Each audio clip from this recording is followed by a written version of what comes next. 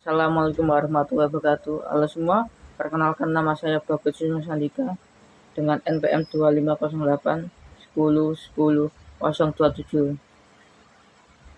Hasil review analis saya terhadap jurnal pembuka kunci pintu ruang isolasi mandiri menggunakan konsep IoT dibuat oleh Robi Chandra dan Zaidan Elavatio. Narasumbernya dari JTLIK FOL 12 titik nomor 1 bulan Februari 2025.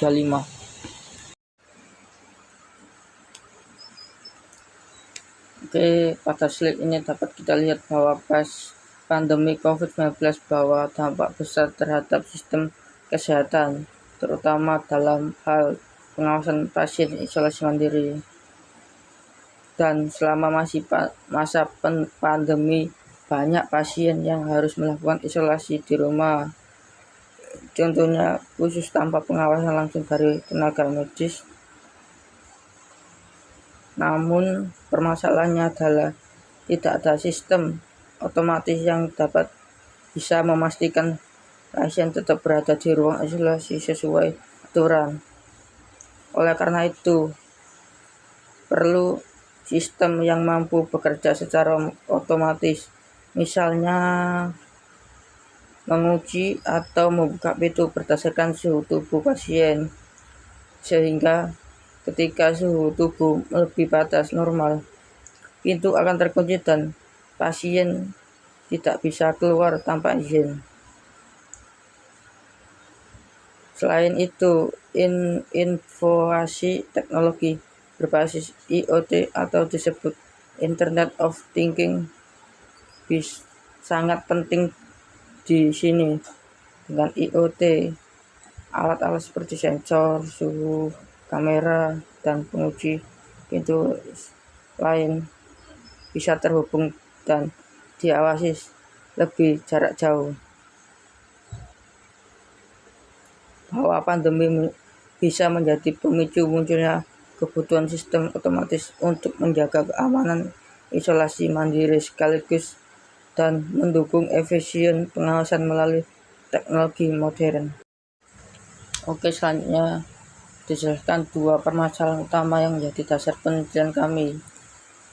Yang pertama yaitu bagaimana merancang sistem penguji pintu otomatis yang bisa berfungsi berdasarkan deteksi suhu tubuh pasien dan isolasi mandiri. Artinya, sistem ini harus mampu membaca suhu tubuh pasien. Jika suhu lebih ambang batas, misalnya di atas 37.5 C, maka pintu akan otomatis terkunci. Sebaliknya, jika suhu normal, pintu akan bisa terbuka seperti biasa. Permasalahannya ini muncul karena selama isolasi tidak semua pasien dipantau secara langsung oleh petugas dan sehingga dibutuhkan alat otomatis untuk mencegah pasien keluar tanpa izin. Oke, yang kedua yaitu bagaimana sistem dapat mengirim notifikasi foto secara real time ke smartphone petugas atau pengawas ketika terdeteksi aktivitas pada pintu ruang isolasi. Jadi selama mendeteksi suhu, sistem juga harus mampu mengirim foto pasien atau aktivitas sekitar pintu melalui aplikasi seperti BLYNK agar petugas bisa langsung memantau kondisi tanpa datang ke lokasi. Inilah yang menjadi fokus utama dalam penelitian ini karena keduanya berkaitan langsung dengan keamanan ruang isolasi dan efisien pengawasan berbasis IoT. Oke, selanjutnya tujuan dari penelitian ini. Yang pertama yaitu merancang dan membuat alat pembuka serta pengunci pintu otomatis yang dapat bekerja dan berdasarkan deteksi suhu tubuh pasien isolasi mandiri. Contohnya adalah kayak alat yang bisa merancang agar pintu bisa terbuka dan terkunci secara otomatis, tergantung sih dari hasil pembacaan sensor suhu. Kalau suhu pasien normal, pintu bisa terbuka. Tapi kalau suhu melebihi batas normal, misalnya 37,5 derajat Celcius, pintu akan otomatis tertutup atau terkunci. Tujuan ini agar keamanan ruang isolasi tetap terjaga tanpa perlu dicampuri tangan secara petugas. Yang kedua yaitu mengirim notifikasi secara real time dan ke smartphone pengawas dengan manfaat modul SP3CAM dan aplikasi BLM.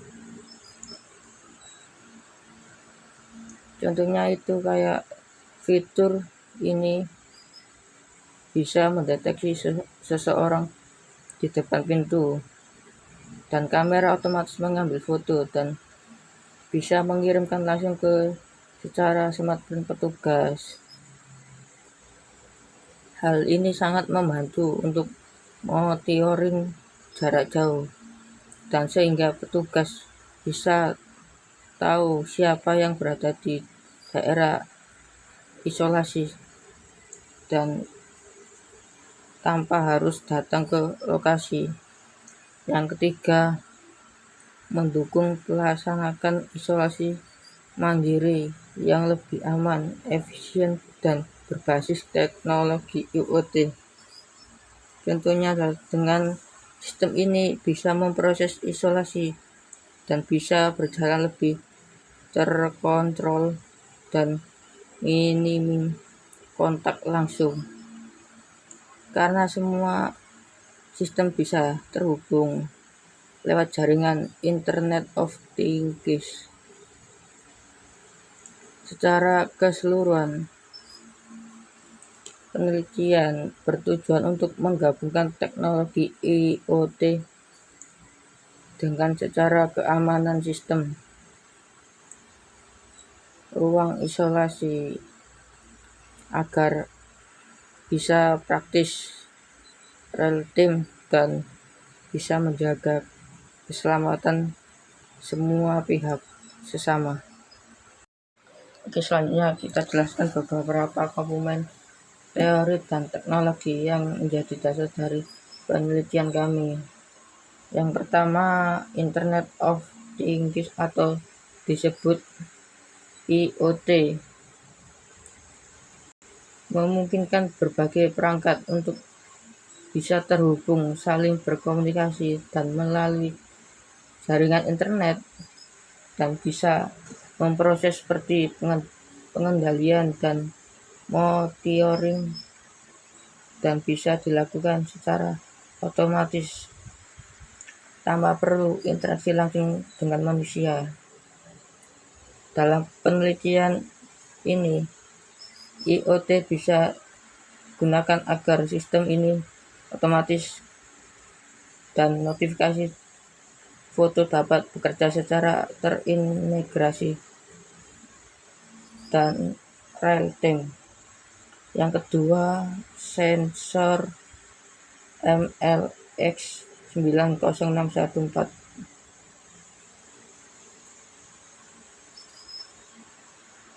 berfungsi untuk mendeteksi suhu tubuh secara non-kontak atau tidak perlu menyentuh objek untuk mengukur suhu. Dengan ini sangat penting karena dia digunakan ruang isolasi dan sehingga bisa lebih aman dan higienis baik pun pasien maupun petugas yang memantau. Selanjutnya,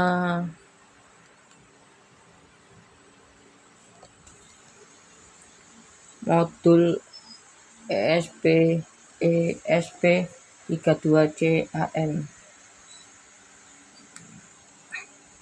merupakan microcontroller yang sudah dilengkapi dengan kamera dan bisa berfungsi untuk mendeteksi objek serta mengirimkan foto secara real time.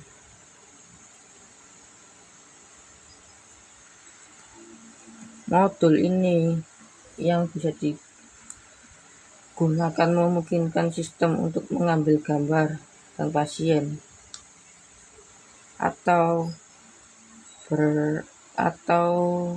yang berada di depan pintu bisa mengirimkan langsung ke smartphone pengawas.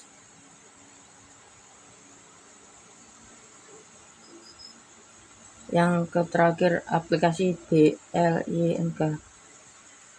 Aplikasi ini bisa digunakan sebagai antarmuka atau monitoring dan bisa berbasis IoT di smartphone.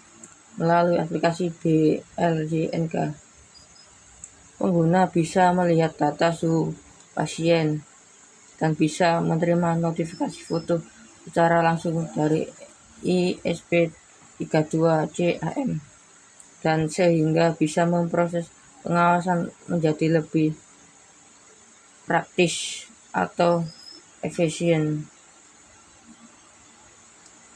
Jadi keempat komponen ini, IoT, sensor, dan ML9061 dan ESP32CAM dan aplikasi BLYNK bekerja sama untuk membentuk sistem secara otomatis atau aman, cerdas, dan efisien dalam mendukung pelaksanaan isolasi mandiri. Selanjutnya, metode tahapan penelitian.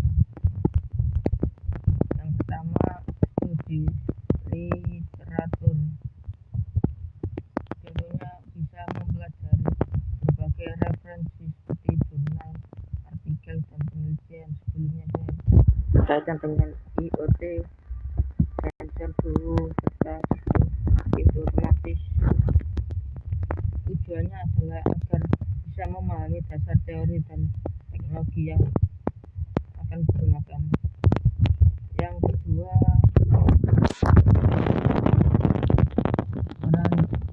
perancangan alat. Tahap ini dilakukan perancangan bentuk sistem dan melalui dari rangkaian alat, komponen yang digunakan, sehingga secara kerja sistem secara keseluruhan. Yang ketiga, menyiapkan bahan dan peralatan. Setelah desain, kita mengumpulkan semua komponen seperti NodeMIQ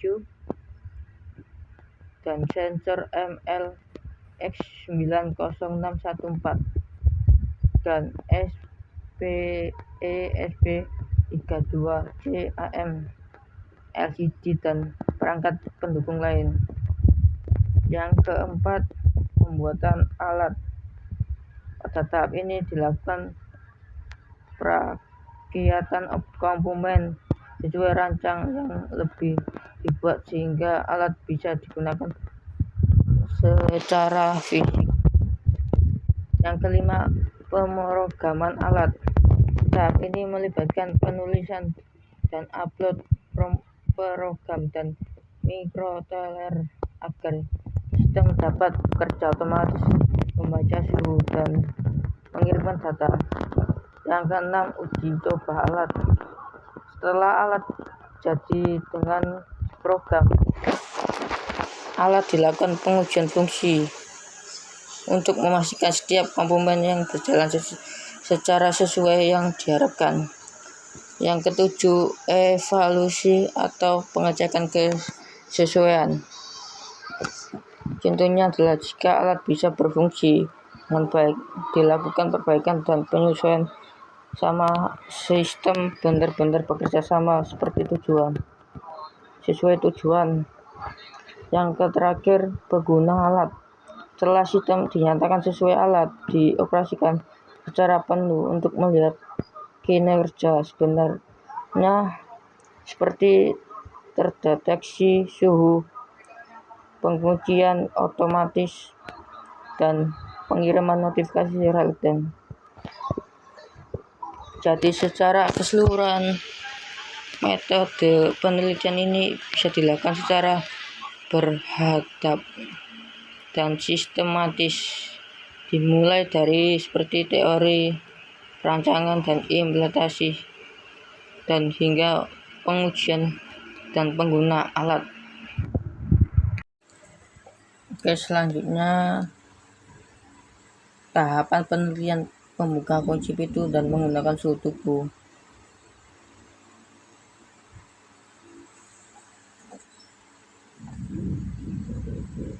Blok diagram ini menggambarkan alur kerja sistem secara keseluruhan yang terbagi menjadi 3 bagian utama, yaitu input dan proses dan output. Bagian pertama, input. Bagian input terdiri dari sensor suhu tubuh dan MLS 90614 dan modul, dan ISP32CAM. Sensor MLS berfungsi untuk mendeteksi suhu tubuh pasien secara no kontak, sedangkan kalau ISP32CAM berfungsi untuk mengambil gambar. Yang kedua, proses. Proses ini dilakukan oleh node MCU atau server BLYNK. Node MCU berfungsi sebagai pengendali utama microcontroller yang mengolah data suhu dari sensor dan mengatur tindakan sistem. Sementara kalau BLYNK digunakan sebagai server IoT untuk menghubungkan alat dengan aplikasi di smartphone. Yang ketiga, output. Output terdiri dari solenoid dan door locks dan LCD display dan smartphone. Jika suhu pasien melebihi 37,5 C, maka solenoid door lock akan mengunci otomatis. Sedangkan jika suhu normal, maka pintu bisa terbuka secara otomatis. Hasil pengukuran suhu ditampilkan di LCD dan notifikasi foto bisa dikirimkan ke smartphone. Jadi secara keseluruhan, sistem ini bekerja untuk memulai dari sensor dan mendeteksi suhu, kemudian node maju bisa memproses data dan akhirnya menghasilkan output dan berupa aksi pintu secara notifikasi di smartphone. Hasil ini membuat bisa memproses pengawasan pasien isolasi menjadi lebih efisien dan aman dan otomatis. Oke, selanjutnya penjelasan alur sistem yang pertama, start, mulai program. Untuk proses mulai dengan instalasi sistem sebagai